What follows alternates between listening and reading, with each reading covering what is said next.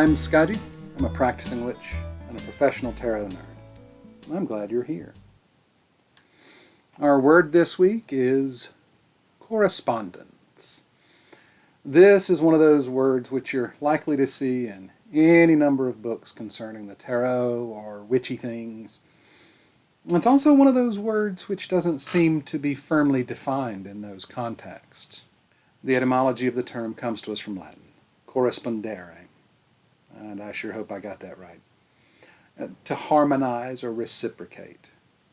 Ultimately, from terms meaning to answer each other.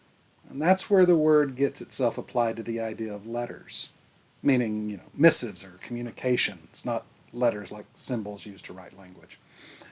But it's the harmonize and reciprocate part that's important here, though. It might be easiest to think of correspondences here in a this does that or this contains that kind of way. For a tarot example, keywords are a kind of correspondence. A keyword or correspondence for the Fool is adventure. The card contains the idea of adventure, and each card can have many different correspondences. Those correspondences can come from Kabbalah, astrology, numerology, the elements, and depending on the deck, can include correspondences from myth and legend, herbs, stones, and so many other things. You can find all kinds of books out there with lists of correspondences, both for the tarot and for magical stuff. This book, The Complete Magician's Tables by Dr. Stephen Skinner, is a particularly striking example. The Master Book of Herbalism by Paul Beyerl, and let me tell you, figuring out how to pronounce his name was a chore. I finally found it in a video of him discussing his own work in which he said his own name. I wouldn't have guessed Beyerl was how it was said. Anywho, in the back of this book are lists of correspondences. As you study the tarot for yourself, you'll start to develop your own lists of correspondences. Every reader I know has a few go-to correspondences, keywords, or interpretations, many of which were discovered through their own practice. And you may find, as I frequently do, that your personal correspondences will change and evolve as your practice grows. This week's card, the Moon, was suggested by Gary. Thanks, Gary! But I do wonder why Gary suggested that I moon everyone. I do think it's safe to say that we're all familiar with the moon, the Earth's moon, that is. I mean, after all, it does spend a good bit of time hanging out in the night sky. Moon is of Germanic origin, and it's also the origin of the English word month. The moon takes around 29 and a half days to go round the Earth. The Greeks called the moon Selene. The Romans called the moon Luna, and it's the origin of words like lunar, sublunary, lunatic, as well as many other words related to brightness or shining. While many cultures equate the moon with women, not all do. If you're wondering why the moon might be associated with women, go ask your mom. Our moon has what's called synchronous rotation, which is fancy talk, meaning that the same side of the moon always faces the Earth. The dark side of the moon, in addition to being a great Pink Floyd album, is what we generally call the side of the moon that we can't see from Earth. But in truth, the dark side isn't always dark. When we experience the dark moon, called by some the new moon, the dark side itself is fully illuminated. In the Today I Learned category, there are different modern interpretations of the Tree of Life and the tarot correspondences. But it's kind of embarrassing, really. It's one of those I should have just figured that kind of things. But, well, when I've been talking about the Golden Dawn system of assigning the tarot to the Kabbalah, I've been using an image from the Servants of Light system. Now, I'm not too proud to admit my mistake. I've said it before, and here we go again. I'm not a Kabbalist. But that in itself is no excuse for sloppy scholarship. But that does bring up a point I'd like to make. Never stop learning. And when we get new data, correct for it. To that end, I've dug around in my books and I've made a diagram of my own for the Tree of Life. It's not as pretty as the one I had been using, and if you see anything amiss in this one, please let me know in the comments. Now, having gotten the embarrassing admissions out of the way, let's move on, shall we? The moon, using Golden Dawn correspondences, falls on the path between Malkut, the kingdom, and Netzach, force. This path, in my poor understanding, represents our unconscious selves, the seat of our emotions, entering the reality of, well, the world that we experience. This path is the path of our psyche, our psychology, as well as the source for human art. Astrologically, the moon is associated in the Golden Dawn tradition with Pisces. More on this in a little bit. And the card is numbered 18. The moon is related to the hermit, number 9. Let's do that math, shall we? 1 plus 8 equals 9. If the hermit, major arcana number 9, is the seat of inner wisdom, then the moon represents that inner nature coming forth. In a way that I see the numbers in the tarot, 9 represents a fulfillment. Could be a fulfillment of the wisdom that we've been learning along our fool's journey, but one not yet fully realized. Kind of like when you get a word stuck on the tip of your tongue. In the Rider-Waite-Smith moon, we have a lot going on. Let's unpack it a little bit. The moon sure is yellow, and you could interpret that color if you choose. Maybe it's representative of reflected sunlight.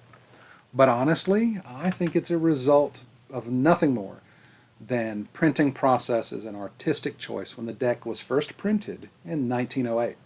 Waite, who designed the deck, later to be painted by Pamela Colman Smith, states in the Pictorial Key to the Tarot, the moon is increasing on what we call the side of mercy, to the right of the observer. This tells us a couple of things. Firstly, that what we're seeing here is a slumbering or maybe meditating, waxing crescent moon. It makes sense for us to have a sleepy moon here, since the moon is often associated with dreams. What's with the whole big circle thing then, if what we're looking at is a crescent moon? Well, it's not obvious in urban settings, but in the right places, we can still faintly make out the whole moon, even when it's not full, due to light reflecting from the earth. This is called earthshine. And that side of mercy Waite referenced, that's a Kabbalah thing. The pillar of mercy is on the right-hand column of the Tree of Life. And the 2 towers here are also a reference to the Tree of Life, showing us both columns. The path goes on to the horizon and over a mountain, into the unknown. I don't know about you, but my unconscious mind is a constant source of the unknown.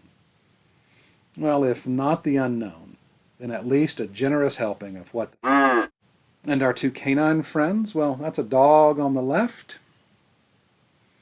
and a wolf on the right. To me, these often represent a duality of aspects within ourselves, civilized and wild, restrained and unrestrained. I think it's interesting that they're not facing us as observers, but are indeed howling at the moon. And why, pray tell, is there a crawdad on this card?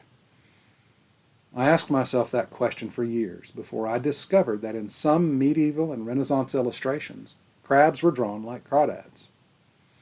There's a link in the description to an article about this very thing. Now, isn't it interesting that here we have a crab, the zodiacal sign of Cancer, but the Golden Dawn attributes this card to Pisces? I did a little digging in a book or two, and I didn't find a single thing which answered this to my satisfaction. What I think happened was that a little poetic license on the part of the Golden Dawn to make everything fit in the way they felt it should.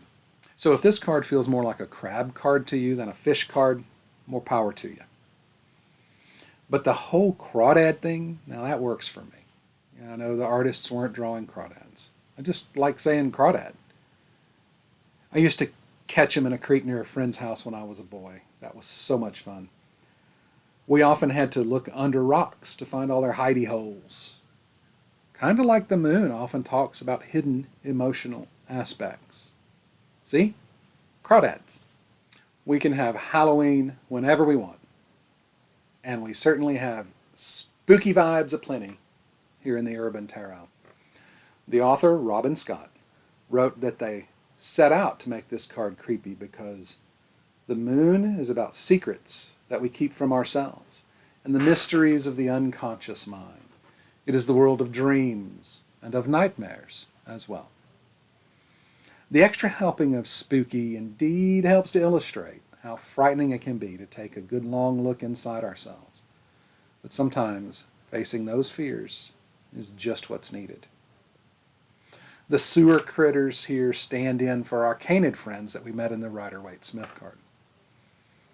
And the sewer cover, positioned as it is, represents the moon in this card. And here it seems to indicate a waning crescent, the moon on its way to dark. You may have heard the phrase, dark night of the soul.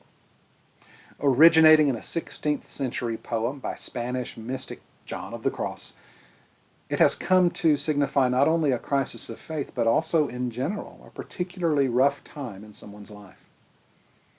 Now the second stanza of the poem reads, "In darkness and secure, by the secret ladder disguised, oh happy chance, in darkness and in concealment, my house being now at rest." Scott doesn't mention the dark night of the soul in the card description, but I found this to be interesting. Did you notice that rusty ladder? The Wildwood takes us away from the traditional imagery often seen in the moon card. In this card, there is no clear path forward. It seems like we may just have to wade out into that marsh there. It's kind of like understanding sometimes. We just got to get muddy. And this moon thing in the water really isn't a reflection, although you might interpret it that way. That's fine. But the authors call this the primal egg, the source of life from whence springs our creativity. The herons up there in the sky, they represent our ancestral soul, something not unlike Jung's idea of archetypes in the collective unconscious. And that beefy fellow there is an auroch, an extinct species of Pleistocene bovine. Cattle have been a part of the human ecosystem for many thousands of years. The moon's waxing and waning crescents have often been seen as horns, and this is the symbolism the authors are going for here. When I see this image in the card, however, my mind goes back to my own childhood. We raised cattle when I was growing up. Now, our cattle didn't have horns, but that didn't make them any less imposing. If you've never been around cattle, you might not be as impressed by their power as I am.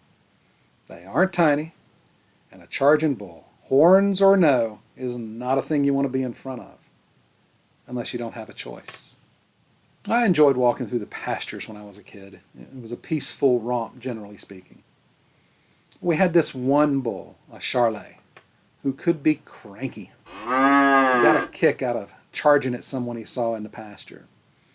Now, we usually gave him a wide berth since he was about the size of a truck, and that's no exaggeration. But he'd stop about 20 yards away from us when he'd charge, so we really weren't in any danger when in the pasture, but we'd usually walk to the nearest fence and make ourselves be on the other side of it. Well, one day, my buddy and I were walking through the pasture, just enjoying the day. William and I played D&D together. He was a football player, and I a mere band nerd. We were friends nonetheless. But William, even as big and strong an athlete as he was afraid of our cattle. I spotted that old Charlet bull across the pasture about the same time he spotted us. And that bull started his charge from a few hundred yards away. I turned to my friend to tell him not to run, and all I saw was his back. Crap. I didn't know how the bull to react to somebody running away. And I knew I couldn't outrun my friend. And I knew I couldn't outrun that bull. Crap. So instead, I hunkered down, threw out my arms to my side, and I started to holler. I made myself as big and as loud as I could. That old bull stopped about 10 feet away from me, and I continued to holler. Come on! He raked one massive hoof on the ground, tearing up turf, and he threw that head back in a butting motion, and I hollered, come on. He took a few steps forward, so did I.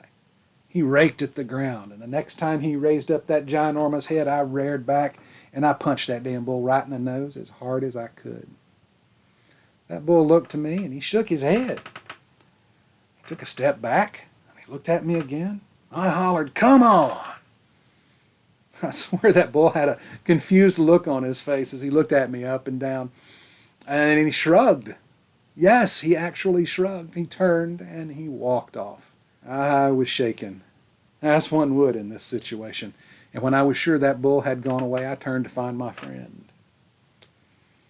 I saw him climbing over the fence, which he'd apparently vaulted, right into a blackberry patch. Now, he was pulling briars out of his tail as he walked up to me. He says, that was the most amazing thing I've ever seen. And I replied, yeah, it's amazing what you can do when you're scared as hell. Don't ever run from that bull. I learned some important lessons that day. 1, don't take William on hikes where cattle are nearby. 2, sometimes life doesn't give us a choice.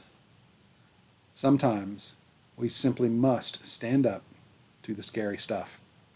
I like the werewolf vibe in this card from the Pulp Tarot.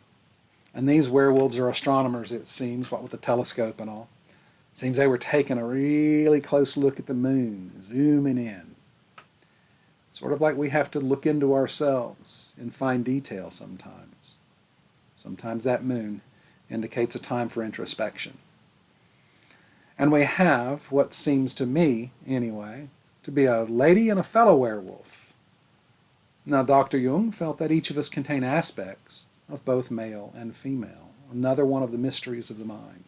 And while we're in the realm of monster movies, let's take a look at Moon from Barbara Moore's Wizard's Tarot. Here the path between the towers is blocked by a giant, fierce-looking crawdad. It would certainly dissuade me from heading that way. Even the dog and wolf seem to be a little bit cowed. In the guidebook, Moore explains, things that are lovely in the moonlight may be monsters by the light of day, and vice versa.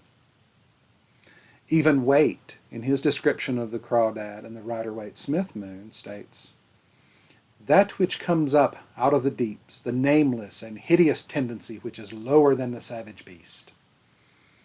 Lovecraftian descriptions and Neoplatonic philosophy of reason aside, we get that monster movie vibe. And let's not forget, he who fights with monsters might take care lest he thereby become a monster.